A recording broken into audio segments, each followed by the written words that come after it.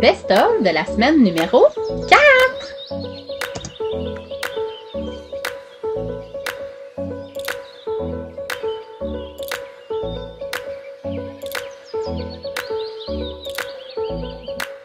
On est officiellement rendu sur l'île de Vancouver et on a eu la chance d'aller visiter un petit parc, en fait un beau grand parc, mais tout caché, donc par l'entremise d'un membre de notre famille. Donc on a pu aller voir cet endroit magnifique et au bout de la descente avec une superbe chute qui était notre première chute dans le fond pendant notre voyage pour l'instant. On en cherchait une, donc et voilà, la première fut avec la famille. Donc cette semaine, clairement, je pense que ça va être vraiment les rencontres humaines qui ont fait quand même beaucoup de bien après 3 semaines de voyage. Donc on a vraiment pris le temps de voir les gens, de discuter et ça nous a fait vraiment un grand bien.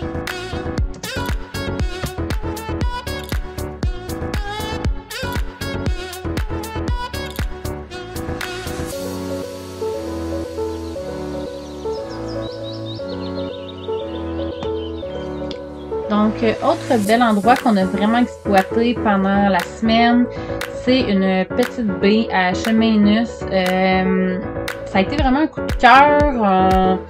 On a vraiment pris le temps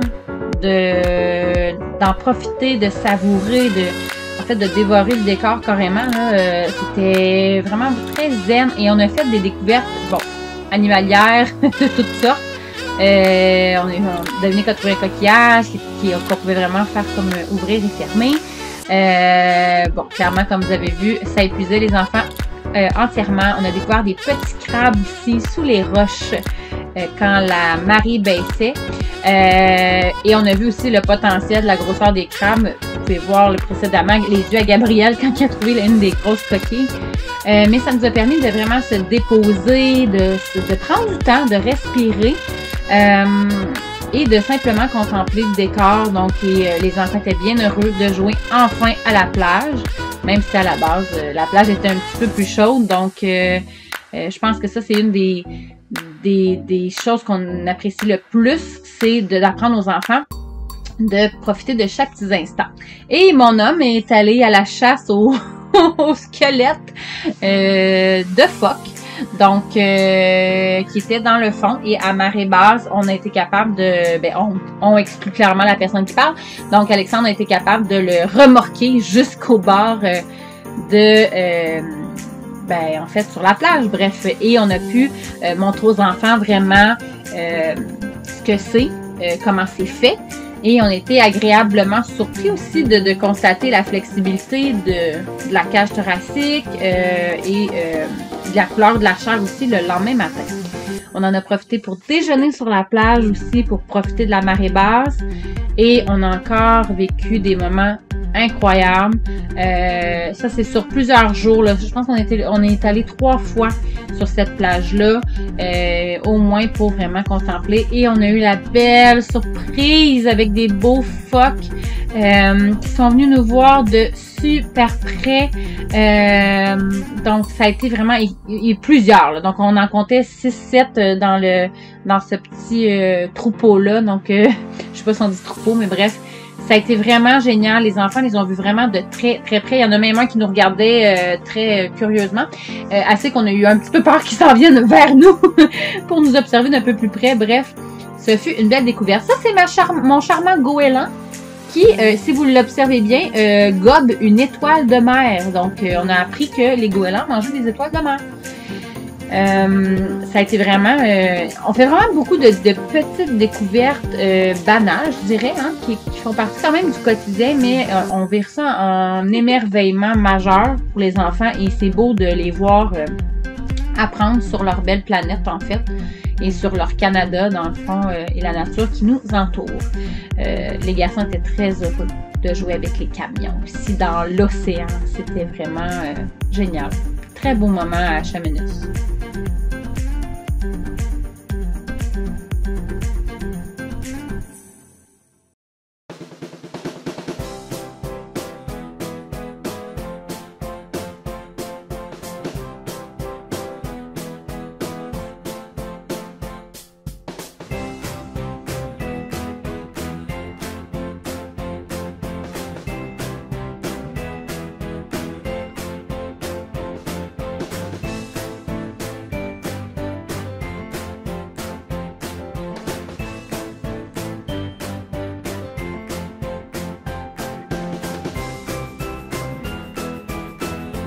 Il y a des moments aussi dans le voyage où c'est important de se rappeler que la vie normale peut être combinée avec le voyage. Donc, on s'est permis de faire quelques petites soirées cinéma maison avec Chip. Et on s'est déplacé par la suite, après ce beau moment de relaxation à Chamonix, on s'est déplacé vers... en fait, on a été hébergés, si on veut, sur le terrain de nos amis. Donc, nos amis les Belges qui nous ont accueillis sur leur terrain. C'est vraiment une des priorités aussi du voyage, c'est de profiter, de discuter avec les voyageurs, avec les gens, avec les humains. Donc, je pense que cette semaine, ça va être quelque chose qu'on a vraiment pris le temps d'apprécier et de découvrir aussi parce qu'en mode voyage, en mode long voyage aussi, on est amené à rencontrer plein de belles personnes et de vivre plein d'expériences différentes. Donc, les enfants ont eu l'occasion de se promener sur une très grande ferme, une très grande terre, de voir les poules, d'aller jouer dans une grange. C'est vraiment un immense terrain et d'avoir vraiment la permission de faire la Roomba. Donc, on s'est couché très tard, plusieurs journées. On s'est vraiment permis de décrocher du mode de vie classique, donc de se coucher toujours à la même heure et tout ça, pour pouvoir justement mettre de l'avant ces rencontres extraordinaires qui sont exceptionnelles en fait, qui forgent les voyageurs et qui font partie dans le fond principalement des raisons d'un voyage aussi. Donc à travers ça, bien sûr, on a fait l'école, donc les enfants prennent tranquillement leur vitesse d'apprentissage, leur autonomie et à travers ça, on place des activités aussi, des activités sportives, des découvertes et ça leur permet vraiment de s'évader à travers l'école, bref. Ce moment-là qu'on vous présente, c'est une petite découverte. En fait, c'est une pisciculture de saumon. Où on a pu, en fait, eux produisent aident en fait à faire grandir plusieurs saumons et les relâchent dans le fond pour qu'ils retournent vers la mer. Et on a pu aller observer et c'est fascinant de voir à quel point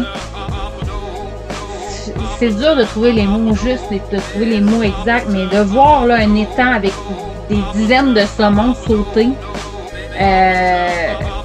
c'est vraiment une expérience extraordinaire et qui coûte 0$ et qui nous fait prendre de l'oxygène. On est dans la nature, dans la vraie nature, donc c'est vraiment génial. C'est vraiment, on pourrait passer des heures là. Honnêtement, cette balade-là, cette excursion-là a duré presque 3 heures. Puis pourtant, c'est une petite étang quand même là, tu sais, où on était, qu'on a fait le tour. Vous pouvez voir la clarté de l'eau aussi. Et ça, c'est mon moment. C'est vraiment... J'étais vraiment fière. Vraiment fière de... Je l'ai pas pêché, mais je l'ai pogné sur la caméra. Tu le tiens, Rafi? Tu tiens là, maman peut passer un tour? Ok, tiens le phare, là. Oh! Merci. Attention, mais tu sors du temps. 1, 2, 3, lâche, puis go! Donc, on s'est beaucoup amusé, en fait. On essaie de faire remarquer aux enfants là, toutes les petites merveilles à découvrir.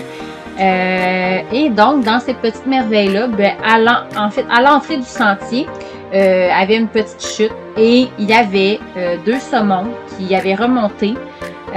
Donc, vous les voyez là sous les herbes, les décalent vers le sable tranquillement. Vous allez les voir aussi là, revenir en dessous, se cacher en dessous de la terre. Et on a pu montrer aux enfants tous les petits œufs.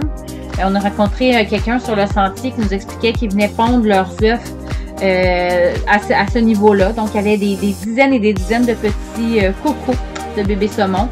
Et donc, c'est ça, ça nous a permis de pouvoir expliquer ça aux enfants, de leur montrer. C'est important pour nous aussi de montrer toutes les beautés, mais toutes les moins belles facettes de la planète. Donc, ici, on est sur le bord de l'autoroute et c'est un pommier. Là, je sors du coq à l'âne parce que j'essaie de vous expliquer en même temps que la vidéo avance. Donc, des pommiers sur le bord de l'autoroute sur l'île de Vancouver, c'est tout à fait normal. Et c'est ça, on essaie de montrer aux enfants tout ce qui est beau de notre planète, de tout ce que la nature va nous offrir, mais aussi de montrer les choses plus difficiles, comme quand on vous a partagé les saumons qui remontaient et qui décédaient malheureusement.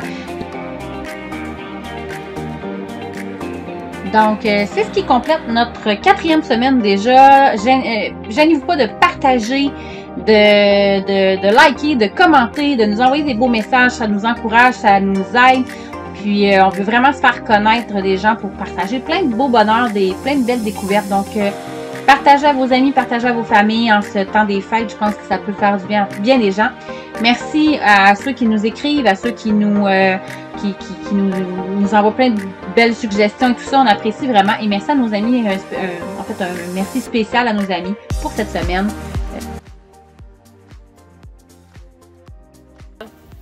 Banane, ça s'écrit avec un B. Mais habituellement, ça s'écrit avec un H. Dom, come on. Banane, ça s'écrit avec un B. Ouais. Puis habituellement, ça s'écrit avec un H. Ben non. Ben voyons! Ben non. Les gars, papa! À part si c'est Rafi. ananas. Non, fais pas ça. À part si c'est ananas. Ben ananas, ça s'écrit pas avec un H. Ben non. Les gars, banane. Banane. Comprends-tu, Dom? Ouais. OK. Banane, c'est quoi? Non, ça comprend pas du tout. Dom, le mot banane, il s'écrit avec un B. Le mot, habituellement, il s'écrit avec un... OK!